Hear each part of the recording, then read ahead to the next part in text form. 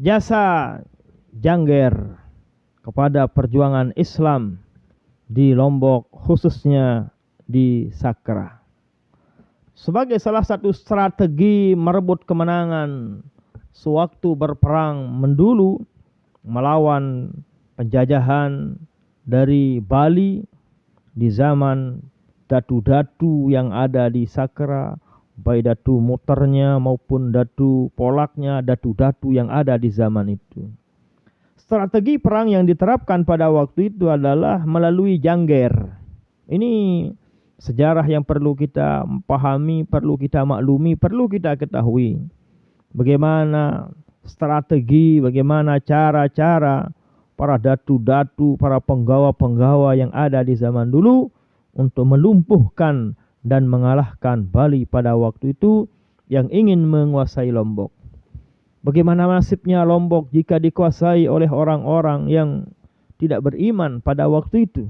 Tapi alhamdulillah, bekas strategi yang diterapkan oleh Datu Muter melalui Jangger atau melalui joget di Sakra, dengan sebab strategi itu para Bali pada waktu itu alhamdulillah bisa dilumpuhkan.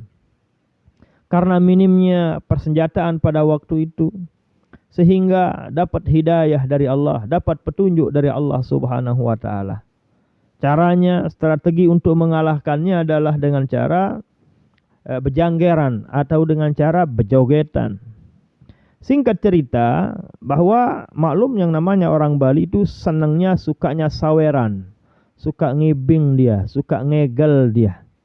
Akan tetapi Jangger ini yang wanitanya atau yang mau disawer tidak mau disawer menggunakan uang. Dan milih tebayah kadu kepeng. Saya mau ngegel, saya mau ngencak, saya mau berjoget dengan syarat sawerannya adalah burung merpati. Baru ke milih ngegel, baru ke milih ngencak, lamu sawerannya itu dari burung merpati atau dari dara. Tidak mau saya diberikan uang. Saya tidak mau diberikan emas. Satu yang saya mau hanyalah sawerannya dari burung merpati. Alhamdulillah, itu disepakati. Setelah disepakati, para Bali-Bali yang ada pada waktu itu yang ingin menjajah, menguasai Lombok, mau sepakat dia. Setiap yang ngibing, setiap yang jogetan, setelah selesai jogetan, diberikan kepada jogetnya ini, janggernya ini, burung merpati. Tebing kedit, tebing dara. Ini kalau selesai ngebing sekek muka dia terus. Setelah kedit, setelah burung merpati, setelah banyaknya burung merpati, banyaknya dara ini, apa strategi perang yang dilakukan pada waktu itu? Strateginya adalah di kaki dari burung merpati itu ditaruh kapas yang sudah diberikan minyak. Singkat cerita, dibakarlah kapas yang ada di kaki burung merpati. Yang namanya burung merpati jika dilepas mesti akan kembali ke rumah empunya. Setelah dibakar, kapas yang ada di kaki burung merpati dilepas burung merpati.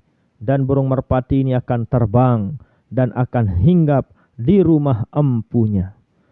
Tatkala merpati itu turun di rumah empunya membawa kapas yang terbakar di kakinya, maka terbakarlah rumah-rumah empunya, rumahnya para Bali-Bali yang ada pada waktu nikah.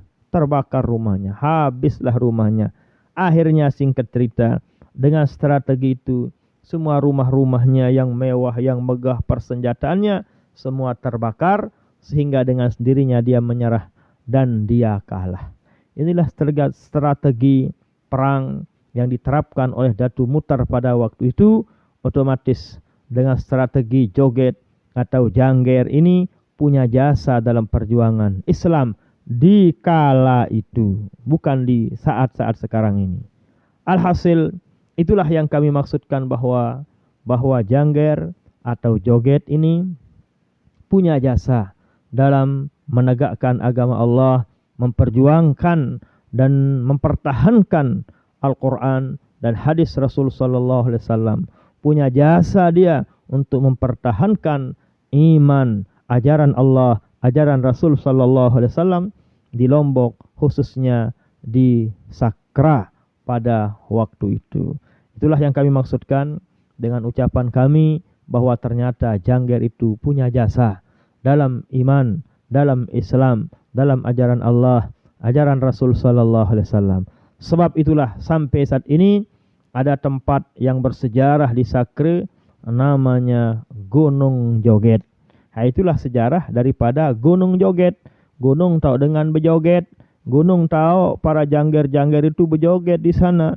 Lagu Sajari Ngibing adalah orang-orang Bali yang ingin menjajah pada waktu itu, tapi alhamdulillah dengan strategi yang sudah kami uraikan tadi bisa kita lumpuhkan, bisa kita kalahkan penjajahan Bali pada waktu ini, pada waktu itu.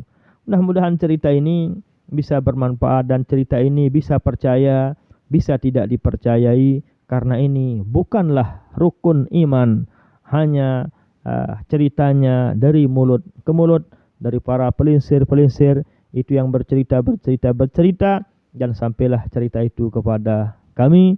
Nah, tapi mudah-mudahan ini bisa menghibur, bisa menginspirasi, bisa menambah wawasan kita mengenal sejarah apa yang ada di Lombok ini.